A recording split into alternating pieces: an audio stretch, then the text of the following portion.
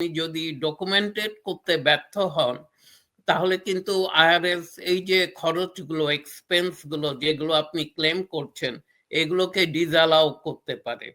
তো আমাদের কমিউনিটির যারা সেলফ এমপ্লয়েড আপনার শোর মাধ্যমে তাদেরকে আবারও বলছি যে আপনারা একটা ডেডিকেটেড ক্রেডিট কার্ড ব্যবহার করুন আপনার বিজনেস এক্সপেন্সের জন্য এবং এটা কিন্তু আপনারই সাহায্য করবে।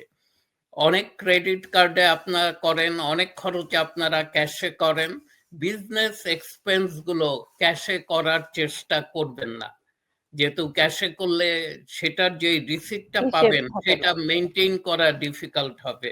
কিন্তু যদি একটা ক্রেডিট কার্ড অথবা ডেবিট কার্ডের মাধ্যমে এটা করতে পারেন এটা আপনার জন্য সহজ হবে।